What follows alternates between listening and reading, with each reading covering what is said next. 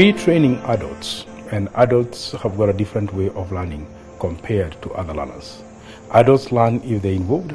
They learn if they're given an opportunity to bring in the class their experiences, their opinion, the kind of things that they do on a daily basis. It's using methods that are participatory, methods that engage the students, but also methods that ensure students are able to critically think through. Case studies are very good aspects of participant-centered learning. A case is not just a story. It has to be real. It has to be practical. It has to be something that is going to explain to the student the objective that you expect out of that. The case should be attractive as a minimum. Cases are actually condensed versions of real-life events, and so it enables the participants to analyze, to interpret, to synthesize knowledge. The case must be able to give you the opportunity to speak not only to the relevant issues, but to be able to introduce the relevant concepts and give the students a sufficient, discussion or a view of the practical challenges and the options for solutions that are possible. When my master students, I make them, I will give them a file. The file has the course outline and all the cases that we are going to do. And if there is any supplementary material, I want them to read. Then for every case, I give them what I call a preparation sheet, which gives us a synopsis of the case, the objective, and preparation questions that they are going to use for discussion.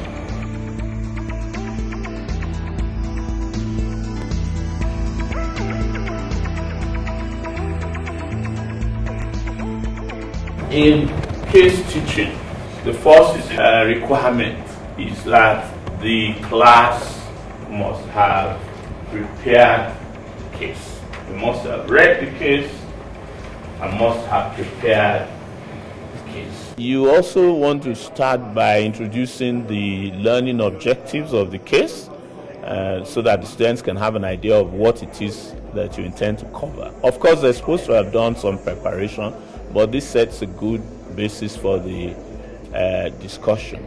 A good case student is one who prepares by reading the case thoroughly, answering the question, putting themselves in a situation that their position may be challenged by somebody, and look at how they would defend their position. Just like when they set a policy, somebody is going to challenge that policy.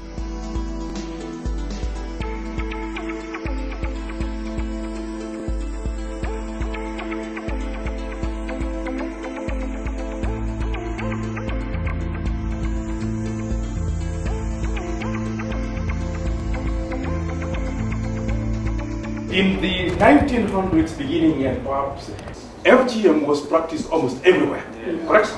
Isn't it? Right now, there are many communities that are not practicing at all. And the question is, why did some people stop and others continued with it? Perhaps those communities that have changed their values Yes. are those that have been engaged. Through what? Through advocacy efforts. Okay, advocacy has been done for 100 years. Law has been there for 100 years.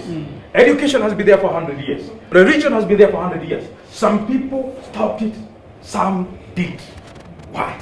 If the government excludes people who matter most in the community, if the like community the elders, that matters is excluded in the policy, yes, the opinion leaders in those communities, the yes, elders in those opinion leaders in those communities, then they will not really strike. it's not going to work. Why was the government involving some of the communities and not others?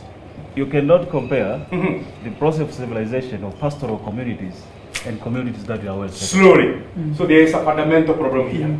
You cannot compare the economic development and place in the political play of the society of the pastoral community and agrarian communities. So there's a cost-benefit analysis. And when you bring political economic consideration, cost is not just money. And benefit is not just money. What is the key benefit in the political economy? Productivity, for example. The health. Sorry, before I come to you, productivity of the people you're coming up with. So you look at what is the economic loss as a result of the practice. Correct? Very good. So that is one of them. What else? And the health implication. Cost of health implication, because how much do we lose as a nation? Yes. Very good. This methodology gives participants an opportunity to control the learning with the guidance of the lecturer. The lecturer or the facilitator is not a teacher.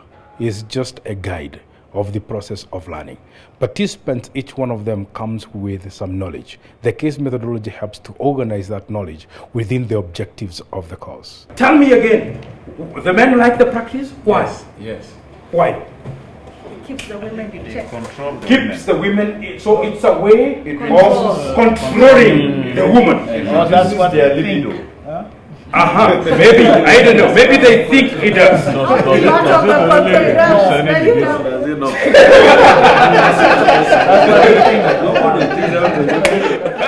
Through this case, there were multiple issues that are coming. Yes. So how do you ensure that you don't go all over the place, and in terms of the issues? Typically, about 2 or 3 issues can be covered in some depth, and then you find a way to maybe summarize or ask the participants to go and do some further work that helps to deepen the other aspects. I think you can vary the timing. Yes. Variation of timing.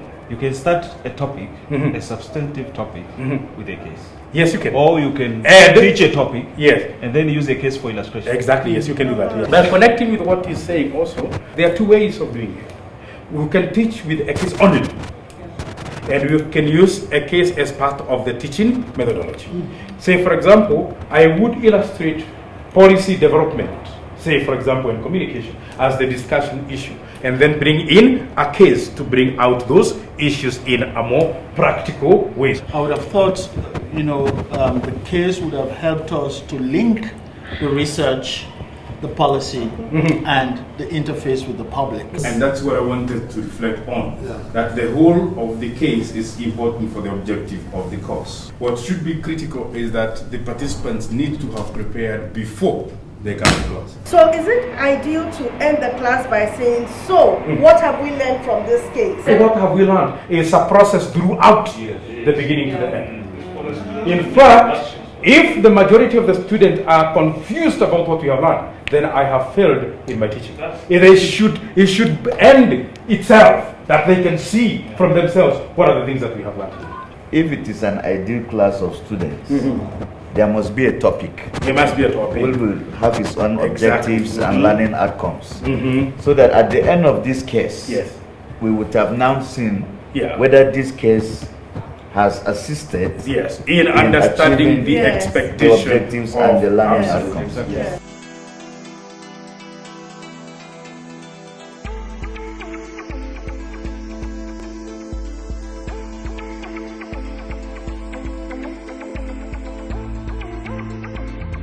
We have a case, universal primary education in Uganda. Who will lead us off? The original recommendation was that given the cost, they should have 4 children in each family to participate in the program. The original recommendation was 2 girls and 2 boys. Now you find some families, they don't have boys. So people who had maybe 1 wife will now take the 2nd wife. The projection was then overshot as well, complicating the existing problems of infrastructure, of number of teachers, of how much you have to pay, and the cost you have to that has been budgeted per child. It's a very rich case, right? And we are not able to go into all the dimensions.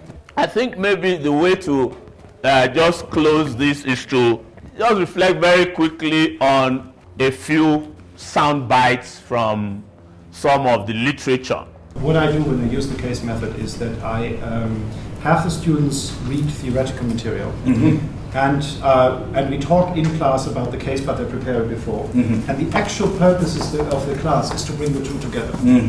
The actual purpose is the synthesis between the theory and the case. So what that requires is immediately you finish class, you must spend 5 to 10 minutes in your office finishing your assessment. Who was contributing what, and what do you want? Marks. Assessing students is a strange thing. You may want students to have analyzed the case in a certain manner. You are asking them to identify the issues, and provide the solutions. They give you a write-up before you come to class. I also use it for another thing. There's always the danger of students not being prepared. So this puts them on their toes. The level of participation is a very good indicator of a realization of the objectives. Level and quality of participation. What students are saying in class and how that resonates with the expectation of the course. But I am also excited to see students practice more after we have done a case. Redoing the same case, discussing the same case, and sometimes even calling me to ask me about the same when they're developing new ideas out of that.